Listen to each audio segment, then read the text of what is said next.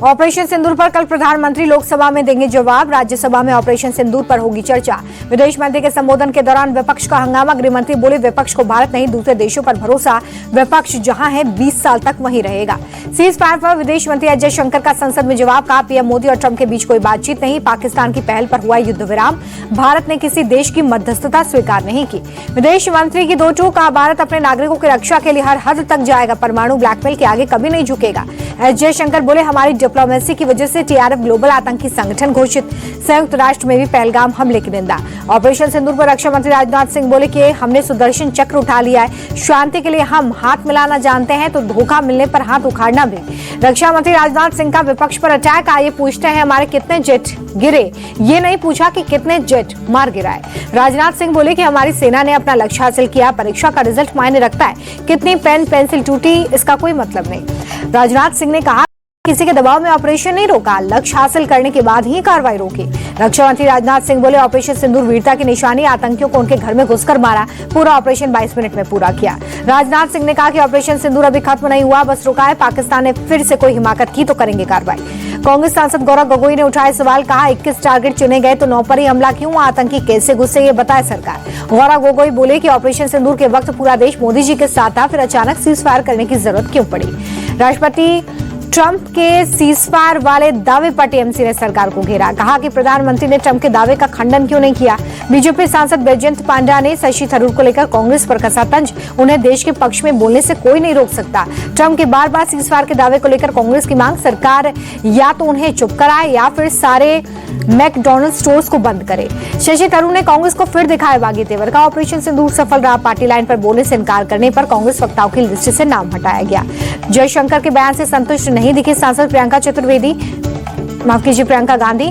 कहा, अमेरिका युद्ध विराम में शामिल नहीं था, ये बात साफ तौर पर नहीं कही। श्रीनगर में सेना ने चलाया ऑपरेशन महादेव। एनकाउंटर में 3 आतंकी हुए ढेर।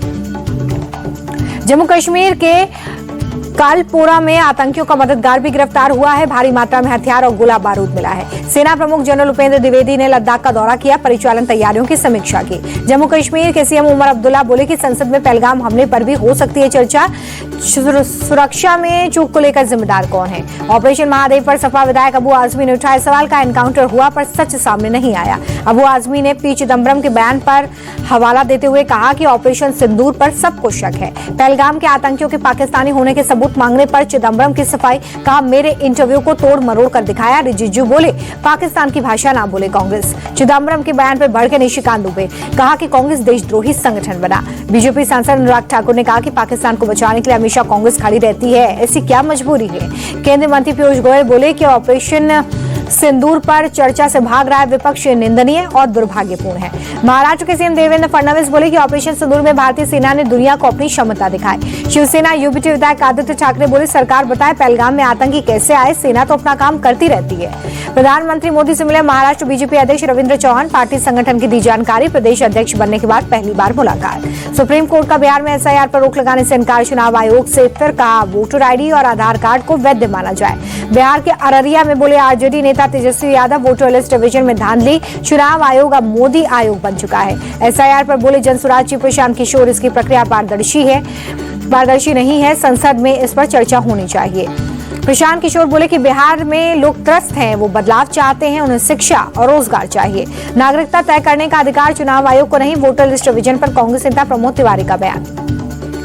कांग्रेस सांसद अखिलेश प्रसाद सिंह का बयान। बिहार में लाखों वोटर्स के नाम काटने का डर है।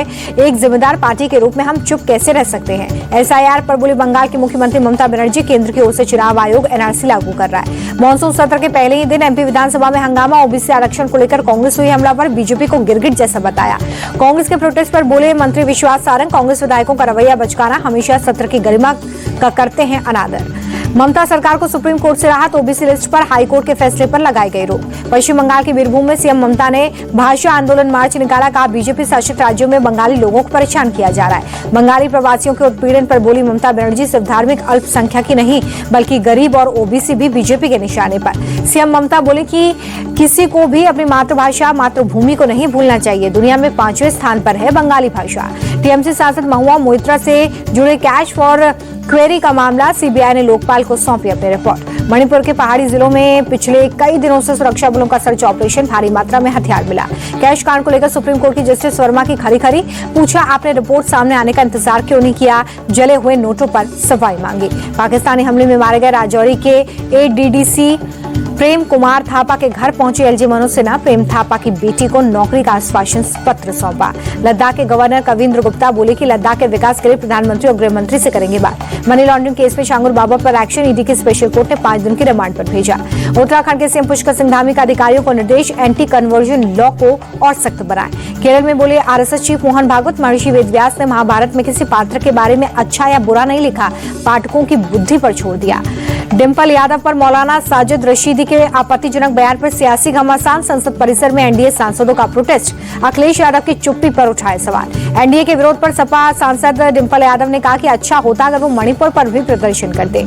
अजय प्रसाद ने मौलाना साजिद की बयान पर जताई नाराजगी, कहा कि ये घटिया सोच है। अभद्र टिप्पणी मामले में मौलाना साजिद पर एक्शन, लखनऊ में कई धाराओं के तहत केस दर्ज।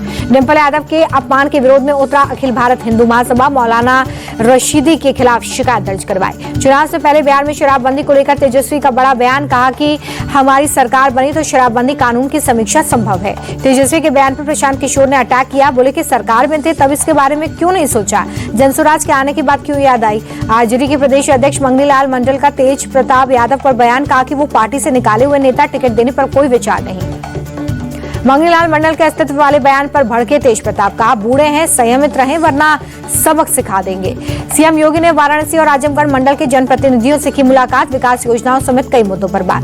वाराणसी दौरे पर सीएम योगी काशी विश्वनाथ मंदिर में की पूजा अर्चना। बांके बिहारी कॉरिडोर मामले में बोले मंत्री जयवीर सिंह, श्रद्धालुओं को बेहतर व्यवस्था देना चाहते हैं। सावन का तीसरा सोमवार, छत्तीसगढ़ के मुख्यमंत्री ने भोरमदेव मंदिर में और कांवड़ियों पर पुष्प अर्चना की है।